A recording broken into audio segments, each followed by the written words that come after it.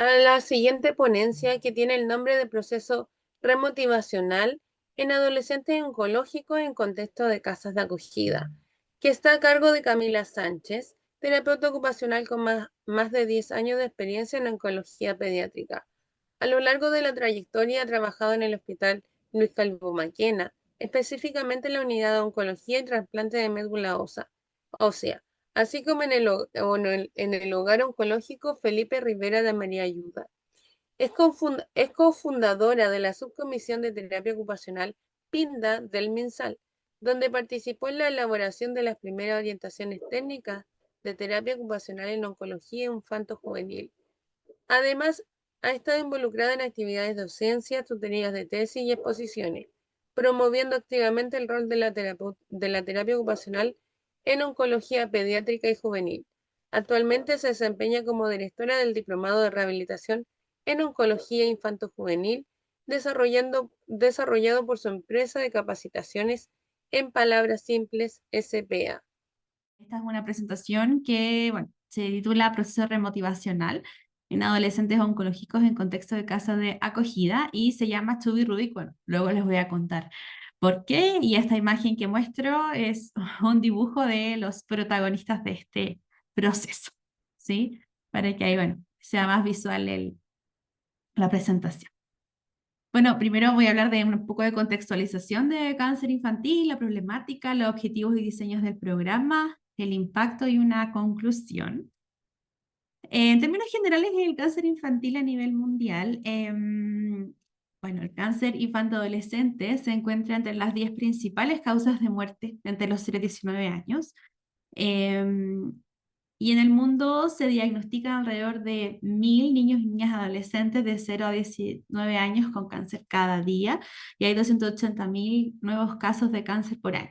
Y en cuanto a la sobrevida, bueno, depende mucho de las políticas públicas de cada país, pero en Chile tenemos una de las mejores sobrevidas a nivel de Latinoamérica con un 80% de sobrevida. ¿Sí? Entonces Chile está en una posición bastante favorecedora en cuanto a cáncer infantil en la región. Estos son algunos de los cánceres más infantiles, ¿cierto? Frecuentes a nivel mundial. El primero de ellos es leucemia, y luego lo sigue tumores del sistema nervioso central, linfoma, neuroblastoma, tumor de Williams, entre otros, ¿cierto? Y esta tendencia en Chile y Latinoamérica es muy similar, incluso en el mundo es bastante similar, exceptuando algunos países, pero la mayor parte de los niños y niñas adolescentes con cáncer tienen cierto diagnóstico de leucemia. En cuanto a Chile, hay una red bien fuerte de asistencia al cáncer infantil. Hay centros parciales, integrales y centros de apoyo a lo largo de todo Chile, pero lo importante acá, que tiene que ver, ¿cierto?, con el modelo de ocupación humana y la importancia del ambiente, es que los niños, por ejemplo, si están diagnosticados en Punta Arenas, sí o sí necesitan cambiar de ambiente. Ya es muy brusco este cambio que se realiza. Dejan su ambiente físico, su ambiente social, para ir a otra ciudad donde esté el hospital y en esa ciudad muchos de ellos tienen que estar en casas de acogida, que es el contexto en el cual yo hago este programa. ¿Ya? Entonces, el contexto de casas de acogida es para acoger a estos niños y niñas y sus familias que por tratamiento deben viajar a regiones más grandes, más céntricas, donde haya tratamiento oncológico. Tratamientos, bueno, se divide entre quimioterapia, radioterapia, cirugía y trasplante de médula ósea, que está liderado por DKMS, que es el Banco de Células Madre. Y todos estos tratamientos tienen muchos efectos y secuelas en la vida de los niños y niñas. Las secuelas biopsicosociales del tratamiento oncológico son bastantes, pero aquí yo resumí las más frecuentes. Alteraciones posturales, alteraciones musculoesqueléticas, retraso del desarrollo psicomotor, dificultad en la adherencia al tratamiento, desacondicionamiento físico y síndrome metabólico, aislamiento social, problemas de marcha, equilibrio, alteraciones anémicas conductuales, y hay una muy interesante que van a ver la coherencia, ¿cierto?, con el modelo de ocupación humana, que está muy relacionado el nivel de inmunosupresión y su relación con el cortisol. El cortisol elevado de forma crónica como resultado de un estrés persistente, o sea, estar hospitalizados tanto tiempo, comenzar con tratamientos tan invasivos, los cambios de ánimo, cambios de amigos, cambios de contexto familiar, cambios de relaciones entre las familias, o sea, tantos cambios hacen en muchos adolescentes sobre todo que el cortisol se eleve de manera crónica y esto afecta la efectividad de ciertos tratamientos como la quimioterapia o algunas también inmunoterapias.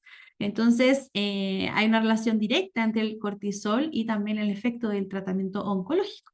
¿Ya? Entonces, es un aspecto muy interesante a considerar y esto se basa en una teoría llamada psiconeuroinmunología, una teoría que está muy, muy estudiada, pero igual es relativamente novedosa y que es muy interesante para basar este tipo de secuelas y también el modelo de ocupación humana cuando trabajamos en oncología. Este es un poco el contexto de lo que sucede con un paciente oncológico y su relación con el desempeño ocupacional y la vida cotidiana.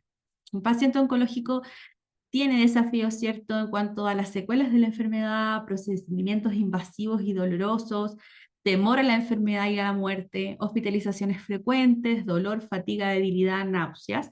Y claramente todos estos aspectos generan pérdida de roles, rutinas, hábitos, disrupción, un poco, ¿cierto?, del desempeño ocupacional. Este desempeño cambia, se altera, se tiene que ir modificando, y limitación en habilidades y déficit, ¿cierto?, en funciones y estructuras corporales. Y todo esto también, ¿cierto?, enmarcado el tema de la abolición, que es lo que, ¿cierto?, yo me enfoqué con los adolescentes. ¿Y qué pasa en la adolescencia, cierto? En la adolescencia hay cambios muy importantes, aparte, ¿cierto?, y muy relacionado con el desempeño ocupacional, cambios en la autoestima, o sea, cambios físicos como la pérdida de cabello, alteraciones del peso, cicatrices, afectan la imagen corporal y puede generar sentimientos de vergüenza, baja autoestima y retraimiento. También la socialización, también relacionado a eso, la hospitalización prolongada y la ausencia escolar muchas veces dificulta la participación social y la motivación, ¿cierto? Muchos adolescentes experimentan una pérdida de interés hacia actividades que antes disfrutaban. O sea, ya desde acá podemos fundamentar la importancia del abordaje de la evolución en el contexto de terapia ocupacional en oncología en adolescentes. Entonces acá el gran desafío con los adolescentes es, desde la terapia ocupacional, mantener roles ocupacionales y participación, conservar la conexión social, ser escuchados respecto a sus necesidades y validar sus intereses, sus silencios y sus decisiones. ¿Sí? Entonces desde aquí podemos ciertamente trabajar y comprender lo que está viviendo un adolescente. En cuanto al programa que yo elaboré, se lleva a cabo hace 10 años, el año 2015, cuando yo comencé, bueno, un poquito después, porque comencé el 2014, en un hogar de acogida, un hogar que está en Santiago, que acoge a niños, adolescentes y sus familias que vienen de regiones y, como les decía, tienen que venir al Hospital Calvo Maquena para poder hacer su tratamiento, pero como los tratamientos son de 6 a un año, incluso más, tienen que quedarse en algún lugar. Entonces María Ayuda les da, ¿cierto?, un hogar. Este hogar está en Ñuñoa y acoge a aproximadamente 8 o 10 familias. Y en este hogar, bueno, desde mi rol de terapeuta ocupacional, se generó la necesidad de generar un espacio para los adolescentes. Y lo que les voy a contar es una sistematización de una experiencia laboral personal que pude vivenciar y me sirvió muchísimo para realmente ver logros en la vida cotidiana de los adolescentes. Entonces se hizo un diagnóstico inicial de necesidades, ya con este grupo de adolescentes, se hicieron entrevistas semiestructuradas a los adolescentes y a sus madres, se usó un listado de intereses y el cuestionario volitivo, el BQ, y se evaluó, ¿cierto?, el ambiente físico y social. Y los resultados de este diagnóstico inicial fue que había una desmotivación generalizada. Los indicadores volitivos estaban muy disminuidos en puntaje en todos los adolescentes, escasa iniciativa, tampoco había mucha claridad de qué intereses habían, porque era muy difícil para ellos visualizarse realizando una actividad de disfrute, porque estaban muy negados, ¿cierto? No porque te vas a caer, no porque te puedes infectar, no porque, ¿cierto? Entonces, en el fondo, todos viven en el fondo en el rol médico, en el rol de paciente oncológico más que el rol de adolescente, el rol de amigo, ¿sí? Retraimiento social. Si bien el ambiente físico era bastante amigable, igual necesitaban estar en su habitación y compartían habitación con otros niños, con otras personas. Entonces, la intimidad también ahí no permitía que ellos también pudieran sentirse cómodos en su mayoría. La identidad reducía al rol de paciente, abandono de intereses previos, y asimismo las madres reportaron una pérdida en la autonomía de participación de sus hijos. Entonces esto refleja un importante cambio en la abolición, por lo que se diseñó un programa centrado en potenciar la abolición desde el encuadre del proceso remotivacional, ¿ya? Desde las ocupaciones significativas y lo que pudieran compartir estos adolescentes. Este programa se realizó con 56, no, 5 adolescentes, era capaz de ser, entre 11 y 15 años. En la imagen, bueno, atrás sale, podemos ver 6, pero es que había una niña que duró muy poquito, entonces no alcanzó a estar con nosotros, pero 6 simbólicamente. Una metodología participativa, o sea, se les preguntó siempre a ellos qué querían hacer. El vínculo terapéutico ahí fue muy importante, ¿ya? La idea de este programa fue potenciar la abolición mediante la participación en actividades significativas, favorecer el sentido de pertenencia con pares en situaciones similares, potenciar habilidades sociales, fomentar la autonomía en el contexto protegido, ¿cierto?, del hogar oncológico, y contribuir a un afrontamiento resiliente del tratamiento oncológico a través de experiencias de logro. ¿Sí? Aquí la experiencia de logro fue el indicador más potente, o sea, logro hacer algo sin, de hecho, la dependencia de mi mamá, ¿cierto? Acá también un buen desafío fue súper grande, que las mamás soltaran un poco a los niños.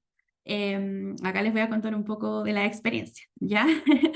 Y que los soltaran, porque los niños hicieron bastantes proyectos, entonces las mamás siempre estaban así, ah, nosotros hacemos esto, no se preocupe, había que juntar, por ejemplo, dinero para una rifa, para comprar sus poleras, bueno, acá están ellos, hicieron sus poleras con sus logos, ¿ya? Entonces era como, no, tranquilo, ellos tienen que generar su propia idea para poder vender tal cosa y juntar dinerito para tal cosa.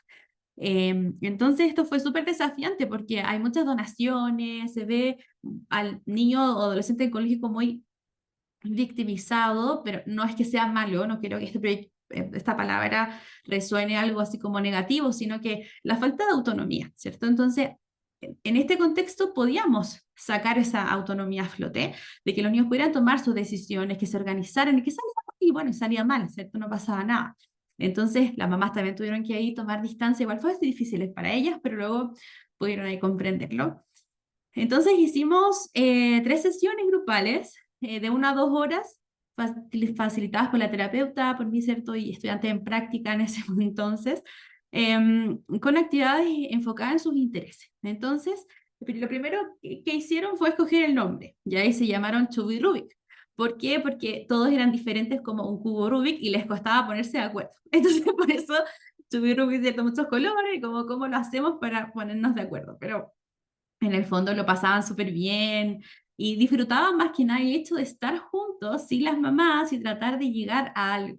Y ahí salía mucho su verdadera opinión, su personalidad, su mundo, aparte de vivir con cáncer, ¿sí? Y este nombre favoreció la identidad, ¿ya? Y bueno, como les decía, crearon sus logos, poleras y también una bandera, ¿ya? Y acá, bueno, este dibujo que se hizo para las poleras, ¿sí?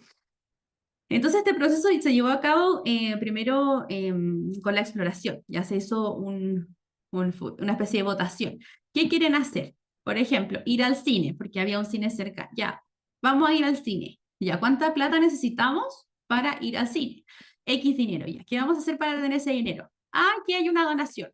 Y yo les decía, no, porque ustedes, pero ¿por qué si nos van a donar dinero? No, pero es que vamos a hacer. Y ahí yo también tenía que ser un poco más, ¿cierto?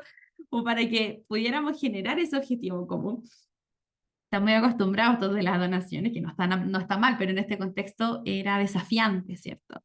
Entonces aquí vemos cómo hacían talleres, hicimos talleres de cocina, cocadas, ¿cierto? Queques, y luego los vendían, acá están vendiendo, aquí arribita, los en el patio a vender. Y con ese dinero, ¿cierto? Íbamos al cine, aquí tenemos una actividad en la playa, ¿cierto?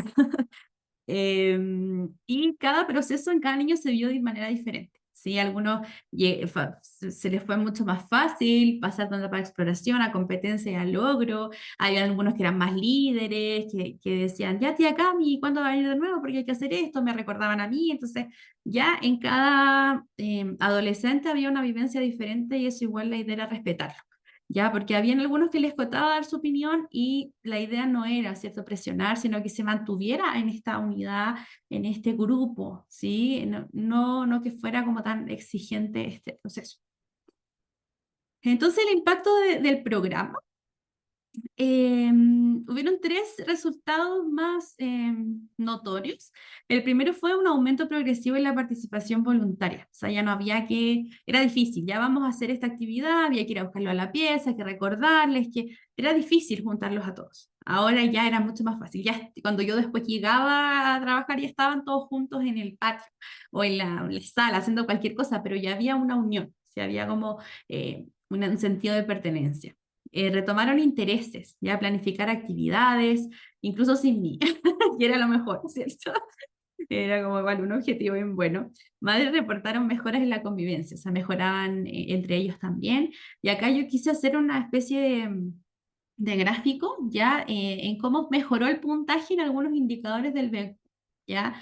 Uno de los puntajes que más mejoró fue intentar hacer cosas nuevas, salir de la repetición, salir de esas limitaciones de no puedo hacer esto, veamos si lo podemos hacer, cambiemos la estrategia, hagamos adaptaciones, veamos cómo lo podemos hacer, ¿cierto? Mostrar las preferencias, ya, no se les preguntaba mucho qué les gustaba hacer, ¿cierto? Aparte de la tecnología, por ejemplo, permanecer involucrado, ¿ya? Y a realizar una actividad hasta terminarla, ¿ya? Fue un indicador también bien potente porque cuando se terminaba un ciclo, por ejemplo, el ciclo de este mes era de ir al cine, entonces cuando llegamos al cine, de haber vendido quizás algo que hicieron, un queque, etcétera, era algo Camila, quedan muy, 5 minutos.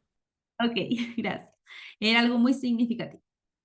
Entonces esos procesos eran muy importantes para poder reflejar, ¿cierto? El impacto de las experiencias de logro, ¿sí?